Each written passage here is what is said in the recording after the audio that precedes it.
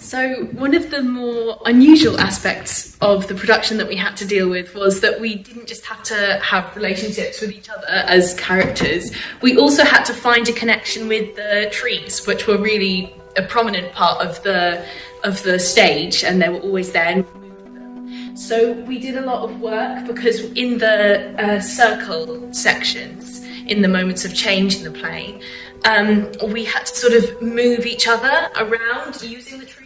Yeah, so we had 3 trees for the play, and each of them was supposed to represent one of the characters, and we actually ended up naming the trees in the end. So Sophia's was called Verity, and we had quite a strong bond with our trees by the end of it. And whether it was us moving our trees or one of the characters that is connected with us in one of our scenes moving the trees, I think it was quite a strong sort of symbolic part of the sort of change and the cyclical nature of the play. So the trees were a little bit like, it could be interpreted in any way, but in my mind the trees were like the person's relationship with their experiences and their illness, essentially, and what's happening to them, so being pushed around by them. And we were working together because we had a strong, important relationship in the play as Sophia and Emily. And so, whereas a lot of the other pairs were moving theirs very gently and slowly, we actually found moments where there was something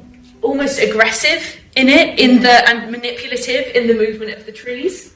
Yes, during the rehearsal process, we had one point in time where we actually had a full argument over who was holding the tree. So I think it was very interesting to find that relationship through the movement of a tree.